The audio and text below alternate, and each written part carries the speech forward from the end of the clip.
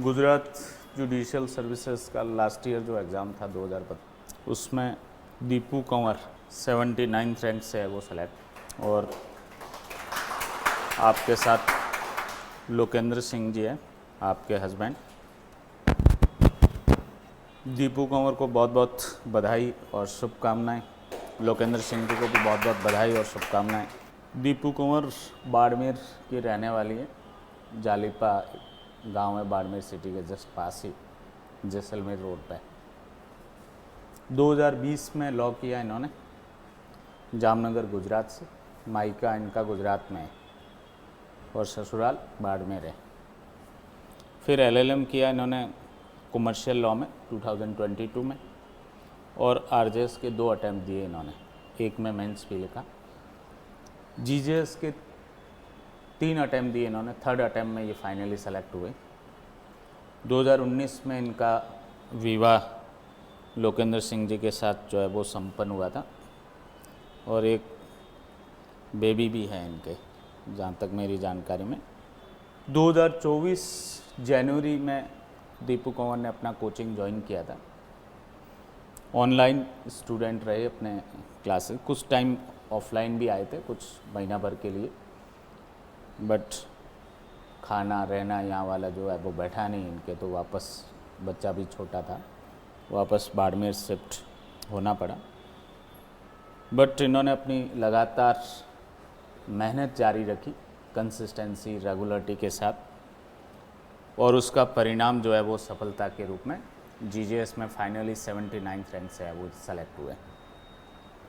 Marital life के साथ साथ पढ़ाई करना थोड़ा सा मुश्किल होता, असंभव तो नहीं बट मुश्किल ज़रूर है, और उस मुश्किल को भी इन्होंने बहुत इजी लिया और अपना पारिवारिक कर्तव्यों का भी निर्वहन किया, और उसके साथ साथ पढ़ाई जारी रखी, और आज न्यायिक सेवा एक सम्मान्य सेवा है, उनके सदस्य है वो बनी है ये। अगेन बहुत बहुत बधाई इस मुकाम को हासिल करने के लिए, इस सफलता को अर्जित करने के लिए। अपने पेरेंट्स, फैमिली मेम्बर्स, रिलेटिव्स और हमारे जैसे गुरुजनों का जो है वो गर्व से सीना चौड़ा करने का जो है वो अवसर आपने दिया, इसके लिए बहुत बहुत बधाई और शुभकामनाएं। ज़्यादा आप लोगों का समय लिए बिना मेरा निवेदन रहेगा कि लोकेंद्र सिंह जी और दीपू कंवर स्टेज पे पधारें। छोटा सा एक हमारी भारतीय परंपरा रही है कि जब भी कोई कुछ ऐसा कार्य किया जाए जिसका एप्रिसिएशन होना चाहिए, सम्मान होना चाहिए, तो उस कड़ी में छोटा सा एक प्रतीकात्मक जो सम्मान है केडी एडवांस लॉ क्लासेस संस्थान के लिए, उसके लिए पधारें आप। और उसके बाद जो है दीपू कंवर का उनकी सफलता यात्रा के बारे में आप लोगों को बताया भी जाएगा, किस तरीके से इन्होंने तैयारी की और सफलता हासिल की।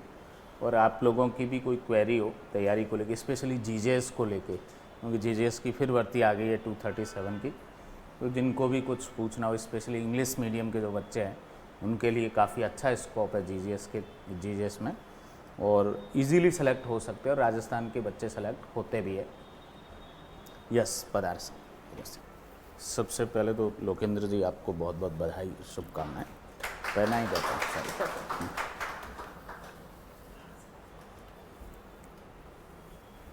दीपू आपको भी बहुत बहुत बधाई और शुभकामनाएं। यस, आप कुछ कहना चाहें लोकेंद्र जी, 2 शब्द इस सफलता के अवसर पर। यस, अब मेरा आग्रह रहेगा दीपू कंवर से कि वो अपनी सफलता यात्रा के बारे में बताएगी कि इन्होंने किस तरीके से प्रीलिम्स, मेंस और इंटरव्यू की प्रिपरेशन की और फाइनली सेलेक्ट हुए, और आप लोगों को भी क्या संदेश देना चाहती है कि आप किस तरीके से तैयारी जारी रखें कि नेक्स्ट रिज़ल्ट आए आरजेएस या जीजेएस में, तो जिस तरीके से इनका नाम अंतिम सूची में आए, ऐसे आप लोगों में से भी मैक्सिमम बच्चों का वो उस लिस्ट के अंदर नाम आए। Yes Deepu ji, first of all good morning to all. Preparation के बारे में मैं बात करूँ तो जो अभी 2025 का मैंने अटेम्प्ट दिया था, तो 2024 में मैंने यहाँ से ऑफलाइन ही कोचिंग ली थी, लेकिन मैंने 1 महीना शायद कंटिन्यू किया, फिर मैंने ऑनलाइन करा दिया था। और उस पूरे 1 ईयर के दौरान आई थिंक मैंने कोई सर की क्लास मिस नहीं की। इन केस मिस हो जाती थी तो मैं वो रात को ही देख लेती थी कि भाई दूसरे दिन मुझे उसका वापस जो भी है कि भाई सर कल क्वेश्चन करेंगे तो वो मुझे आना चाहिए, मैं ये बहाना ना बना सकूँ कि मैंने तो कल क्लास नहीं देखी थी। तो वो चीज़ मैं हमेशा एक रखती थी अपने पास कि भाई मुझे बहाने नहीं देने हैं, क्योंकि जज मुझे बनना है, सर को तो बनना नहीं है, जज मुझे बनना है। तो सब कुछ मुझे ही करना पड़ेगा, कंसिस्टेंसी बना के रखना या क्लास अटेंड करना या फिर वो जो सर क्वेश्चन आंसर करते हैं उसके आंसर्स देना, एवरीथिंग।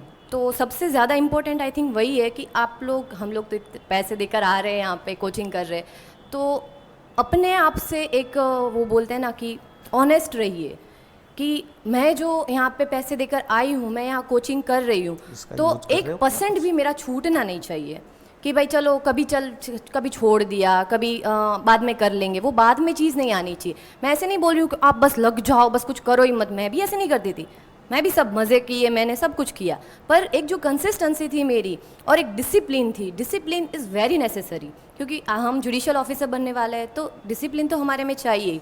तो हमें खुद से ऑनेस्ट रहना है कि हम लोग क्या कर रहे हैं, सर ने पढ़ाया, पढ़ा दिया, ओके, फिर हम लोग क्या उसका रिवीजन कर रहे हैं, कल को सर हमें क्वेश्चंस पूछ रहे हैं तो हमें आ रहे हैं, तो हमें ऑनेस्ट रहना है अपनी सेल्फ के साथ। तो आई थिंक अगर हम वो चीज़ करते हैं ना तो हम डेफिनेटली अपने गोल को क्रैक कर पाते हैं। और दूसरा, मुझे सर के क्लास की मेन जो चीज़ इंपॉर्टेंट लगती थी वो लगती थी कि सर का जो ये क्वेश्चन आंसर्स वाला सेशन चलता था, उसकी वजह से क्या होता है, जैसे हम स्कूल में कैसे होते थे कि मैम बोलती थी कि टेस्ट है तो हम प्रिपेयर होके आते थे, तो हम ऑलवेज मतलब दूसरे ही दिन हमें रेडी रहना है, आज पढ़ा दिया ठीक है, पढ़ तो लिया यहाँ पे, वरना क्या होता था, चलो ओके सर पढ़ा रहे तो पढ़ लिया ठीक है, फिर दूसरे दिन वापस कुछ दूसरा पढ़ा रहे, लेकिन हमें तो वो डर है कि कल क्वेश्चन पूछेंगे, हमें तो आना चाहिए अपने को। तो वो बहुत इंपॉर्टेंट चीज़ है, उसको आप ऐसे मत लेना कि क्या आप सर रोज़ रोज़ क्या क्वेश्चन कर रहे हैं, पर वो बहुत बहुत ज़्यादा मेन रोल प्ले करता है अपनी प्रिपरेशन में। तो उसके लिए प्रिपेयर रहिए हमेशा कि आज किया हमने ठीक है, यहाँ पे अच्छे से कर लिया, फिर एक बार रिवीजन कर दो, आप जब भी टाइम मिले रात को या कुछ, ऐसा थोड़ी है कि पूरे दिन बस पढ़ते ही रहो, एक बार और रिवीजन कर दो, और दूसरे दिन सर जब आए तब थोड़ा टाइम यहाँ बैठ के 10-15 मिनट जो भी मिले तब रिवाइज़ कर लो, फिर आपको आ ही जाना है। और जो ये सर इन डेप्थ जो स्टडी कराते हैं ना, वो मेरे लिए बहुत ज़्यादा इंपॉर्टेंट रहा, क्योंकि पहले जो मैं स्टडी करती थी ना, वो एक इतनी अच्छी स्ट्रेटजी के साथ नहीं करती थी। जैसे ठीक है बैर एक्ट है तो मैंने पढ़ लिए, ऐसे बस देख देख के पढ़ लिए, ऐसे नहीं। और इतना भी, हाँ मुझे कंसेप्ट मेरे क्लियर थे, लेकिन इन डेप्थ स्टडी नहीं करती थी। लेकिन सर की कोचिंग के बाद मुझे ये फ़ायदा हुआ कि कॉन्स्टिट्यूशन तक मैंने पूरा पढ़ लिया, कि मैंने नहीं पढ़ा था कॉन्स्टिट्यूशन पूरा, वो सब्जेक्ट मैं थोड़ा स्किप करती थी, बहुत मेन इंपॉर्टेंट टॉपिक में पढ़ती थी, बाकी नहीं पढ़ती थी, लेकिन ये कोचिंग के दौरान मैंने पूरा कॉन्स्टिट्यूशन पढ़ा। तो वो चीज़ बहुत इंपॉर्टेंट है कि भाई हम इन डेप्थ स्टडी कर लेते हैं, और वही चीज़ हमें काम आती है एग्ज़ाम में कि भाई। और दूसरा कि सर के तो ये नोट्स में अपने को केस लॉज के साथ भी है, तो वो भी हमारे साथ में लर्न हो जाते हैं। और अभी तो ये ट्रेंड है कि भाई क्वेश्चन पूछे तो वो यही पूछते हैं कि एक्सप्लेन विथ केस लॉस, तो वो बहुत ज़रूरी है। तो हम वो अगर साथ में ही रेगुलर करते जा रहे हैं तो आपको बहुत अच्छा रिजल्ट मिलने वाला है। और सर की जो ये पूरी स्ट्रेटजी है इस तरह से कि रोज़ कोचिंग लेना, पूरा इन डेप्थ स्टडी कराना, और फिर दूसरे दिन क्वेश्चंस आंसर करना, ये मतलब आई बिलीव कि बहुत हेल्प करता है। आप लोग भी ये चीज़ अगर देखोगे, थोड़े टाइम तक लगेगा ऐसा, कोई अगर न्यू ज्वाइन हुआ होगा ना तो उनको 1 महीना ऐसा लगेगा कि ये क्या है, ये बहुत बोरिंग लग रहा है, लेकिन वो सच में बहुत हेल्प करता है, बहुत एक कंसिस्टेंसी बनाने के लिए। और अभी जैसे 3 इयर्स प्रैक्टिस मैंडेटरी है, तो सर की कोचिंग है तो ये यहाँ पे रहने वाले वो तो आ सकते हैं, बाकी हम ऑनलाइन लेके वो चीज़ बना सकते हैं कि भाई कंसिस्टेंसी अपनी बनी रहे। और हमें रेगुलर, हम खुद से तो चलो नहीं कर पाएंगे उस टाइम, लेकिन अगर कोचिंग होगी ना तो मुझे ऐसा लगता है कि एक वो सर पे बर्डन रहता है कि यार हमने पैसे दिए हैं ना, तो ले लेते हैं, क्लास ले लेते हैं, कर लेते हैं। बाकी फ्री वाला होता है ना तो अपन ऐसा सोचते हैं कुछ नहीं है, बाद में कर लेंगे। लेकिन जब ये चीज़ ली होती है ना तब अपन को ऐसा लगता है कि भाई नहीं, अपन कर ले, और उसकी वजह से कंसिस्टेंसी बनी रहती है, और उसकी वजह से जो चीज़ है हमेशा हमारे जो बैरेक्ट है वो रिवाइज होते रहते हैं, और वो चीज़ सबसे ज़्यादा हेल्प करती है हमें एग्ज़ाम में। क्योंकि एग्ज़ाम होती है, हम ऐसा नहीं सोच सकते एग्ज़ाम होएगी तब हम बैठ लेंगे पढ़ लेंगे, वो होता है ठीक है, उसके लिए कुछ मैं आपको बता रही हूँ कि कुछ चीज़ें बहुत ज़रूरी है। लेकिन जब एग्ज़ाम नहीं है तो उस दौरान ये चीज़ बहुत ज़रूरी है कि आप जो ये रेगुलर चल रहा है वो आप कंटिन्यू करिए, रिवाइज करिए एक टाइम, और दूसरे दिन जो आप सर क्वेश्चन आंसर्स करते हैं, अभी भी करते होंगे ना सर? हाँ, तो वो चीज़ में आप प्रॉपर रहिए, मतलब अपना 100% दीजिए, तो फिर ज़्यादा कुछ करने का नहीं रहेगा, एग्ज़ाम में भी आपको बर्डन बिल्कुल भी नहीं लगेगा। फिर बात रही प्रिपरेशन की, तो प्री की प्रिपरेशन तो मैंने बहुत इन डेप्थ प्रिपरेशन की थी कि भाई सब कुछ उसमें कर लिया था। कोई भी जितने भी सब्जेक्ट्स हैं मैंने एक भी सब्जेक्ट नहीं छोड़ा था उसमें। मुझे बहुत गुजरात के लिए स्पेशली मुझे हेल्प किए सर के जो सारे डायरेक्ट स्टडी थी वो हेल्प की, और मैम ने, एक मैम थी, उन्होंने कुछ ऑनलाइन वो यूट्यूब पे चलाए थे क्लासेस, माइनर लॉज के थे, इतना अच्छा पढ़ाया था वो मैम ने। मैंने वो पूरा मैम का देख देख के मैंने पूरे उसके नोट्स बना लिए थे क्योंकि उसके नोट्स नहीं थे, तो मैंने अदिति जोधा मैम, हाँ वो बहुत अच्छा पढ़ाया था वो। तो अभी यूट्यूब पे अवेलेबल ही होगा, जो जीजेएस के लिए है, उनके जो माइनर लॉज है ना कुछ, तो उन्होंने सर बहुत अच्छे क्लास चलाए थे सच में। मैंने सारे उसके नोट्स बना दिए थे, वो मुझे बहुत हेल्प किया उसमें।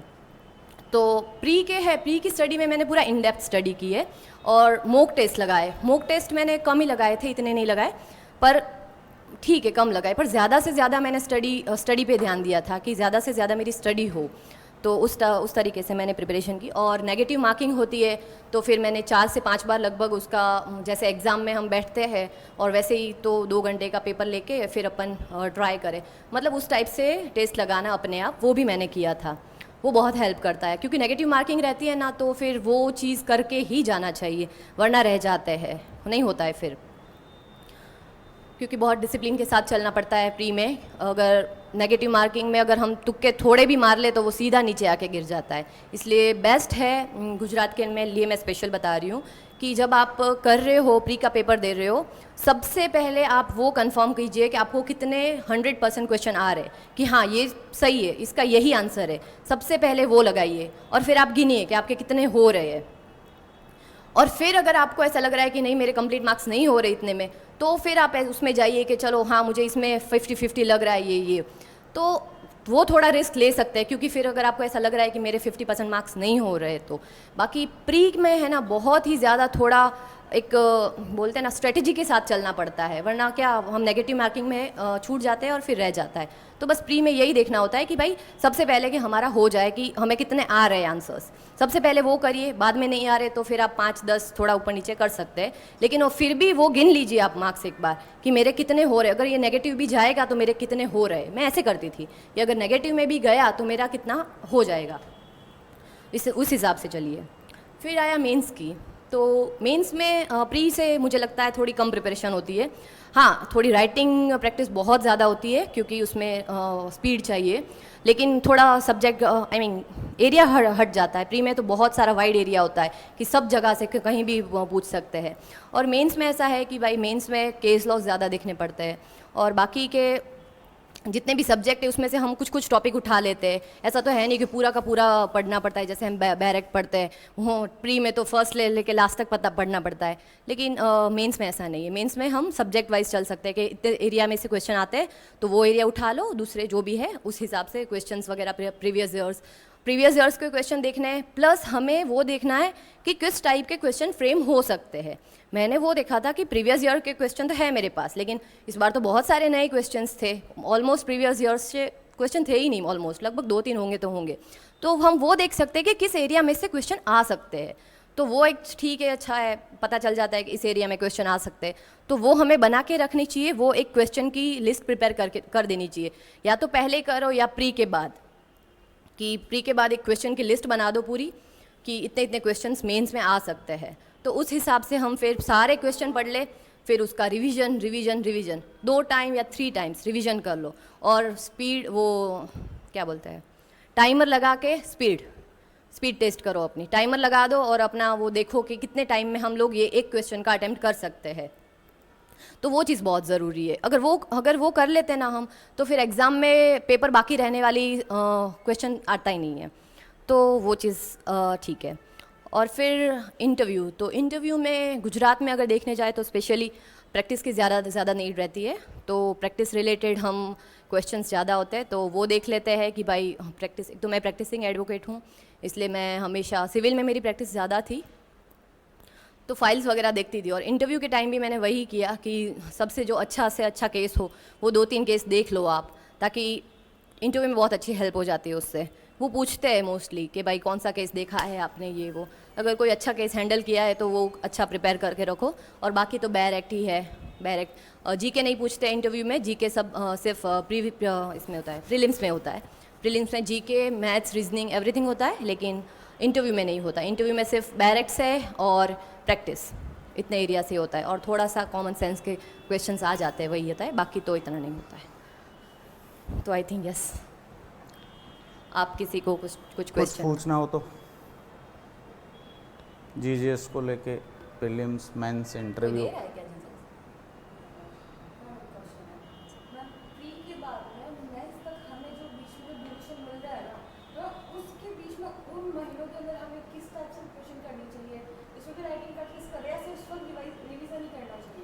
मैं तो राइटिंग प्रैक्टिस तभी करती थी कि जब मेंस आ गया। एक तो अभी कभी कभी लिख दो आप, अभी हम लिखते ही है वैसे थोड़ा।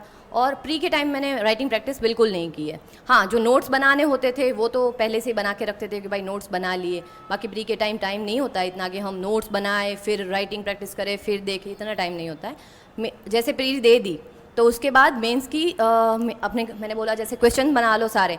और यहाँ से तो आई थिंक सर प्रोवाइड भी करते हैं कि क्या क्या क्वेश्चंस आते हैं। तो वो चीज़ देख लो कि भाई इतने इतने क्वेश्चंस आते हैं, फिर उसको पढ़ लो, फिर उसको सारे राइटिंग प्रैक्टिस करो।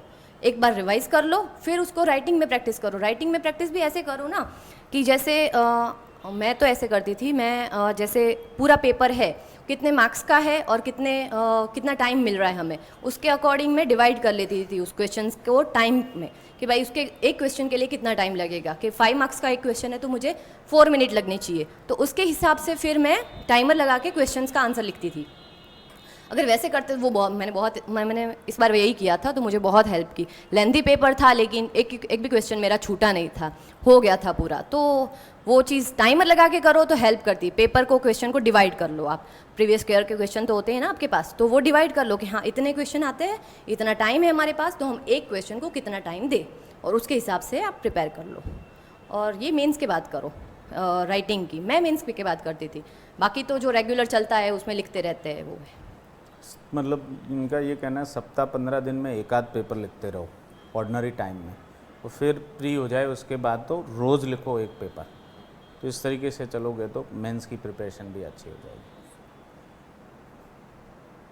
दीपू कंवर, हमने जो मॉक इंटरव्यू के लिए कुछ क्लासेस भी प्रोवाइड की थी और मॉक इंटरव्यू सेशन भी रखे थे, उसका आपको रियल इंटरव्यू में किस तरीके से बेनिफिट हुआ, इससे बच्चों को अवगत करवाएं।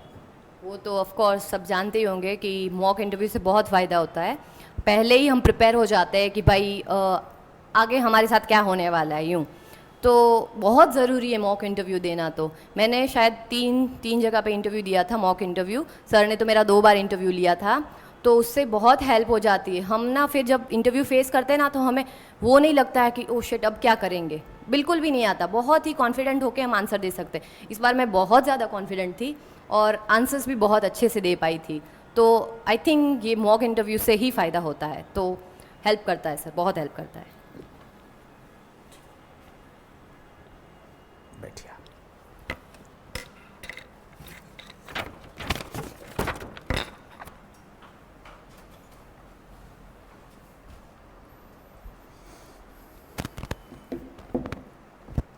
यस, दीपू कंवर ने बहुत डिटेल से बताया आपको किस तरीके से प्रिपरेशन की, कैसे जो है इस मुकाम तक पहुँचे। गुजरात इनकी जन्मस्थली है, ससुराल बाड़मेर राजस्थान है। पारिवारिक कर्तव्यों का निर्वहन करते हुए फिर वापस उसी जन्मस्थली में जो है वो जज बनने का इनको अवसर है वो मिला है। एक जज के रूप में उस स्टेट में सेवा देने का बहुत भाग्यशाली, ऐसे लोग बहुत कम होते हैं। इनके जज्बे को है वो सलाम। और इसी तरीके से मैं आप लोगों से भी अपेक्षा करता हूं कि आप लोग भी अपनी कंसिस्टेंसी से प्रिपरेशन जारी रखें। कई बच्चे मैं देखता हूं कि जब क्वेश्चन आंसर सेशन होता है तो ऑनलाइन नहीं जुड़ते हैं, या ऑफलाइन क्लास में वो सेशन कंप्लीट होने के बाद ही धीरे से इस थंबे के पीछे से आके वो बैठ जाते हैं। तो वो अपने आप को धोखा देने का काम कर रहे हैं एक्चुअली। इसकी अहमियत आपको उस दिन पता चलेगी जिस दिन आप इंटरव्यू फेस करोगे या पेपर दोगे, आप प्री मेंस का कहीं पेपर लिखने बैठोगे, तब मेरी वो पूछी हुई बातें आपको रिकॉल होगी, रिमाइंड होगी आपको कि हाँ ऐसी चीज़ पूछी थी, आप तुरंत आइडेंटिफाई कर लोगे हाँ इसका आंसर है वो ये है। तो इसलिए जो है जो रोज़ ऑरल टेस्ट हो रहा है उसको फेस करना है आपको। वीकली टेस्ट हो रहे हैं आपके ऑनलाइन, ऑब्जेक्टिव टेस्ट ऑनलाइन, इसको भी है वो ईमानदारी से देना है। ऐसा नहीं कि आप है वो दे ही नहीं रहे हो पेपर, या किताब पास में रख रखी है या कोई और गाइड रख रखी है उधर से देख के आंसर दे रहे हो, ऐसा काम नहीं करना। बहुत ईमानदारी से पढ़ के देना है। बिना पढ़े कोई एग्ज़ाम देने का फ़ायदा नहीं है। पढ़ा है आपने पूरा, पढ़ने के बाद आप टेस्ट दीजिए। और जैसा वो बताया दीपू ने कि जिनकी 4-5 महीने 6 महीने की प्रिपरेशन हो गई है, अभी किसी ने 10 दिन पहले ज्वाइन किया या महीना भर ज्वाइन किया, उसके लिए ये बात लागू नहीं है। जिसने एटलीस्ट 6 महीने की कोचिंग कंप्लीट कर दी है उसको मेंस के पेपर लिखने स्टार्ट कर देने चाहिए। सप्ताह में एक पेपर या लास्ट से लास्ट 15 दिन में एक पेपर, मतलब महीने में 2 से 3 पेपर लिखने हैं आपको। ऐसा एक रूटीन, एक सेल्फ कंट्रोल रूल है वो लगाना है आपको। तो इससे क्या कि आपकी मेंस की प्रिपरेशन भी हो जाए, और जब प्री हो जाएगा तो प्री और मेंस के बीच में फिर आपको टाइम मिलेगा 2-2.5 महीने का, उसमें आपको और या वो एफर्ट्स लगाने हैं मेंस के लिए। इसी के साथ जो है आज का जो ये कार्यक्रम था दीपू चौहान के स्वागत में जीजीएस बनने के लिए जो है उसको विराम देते हैं।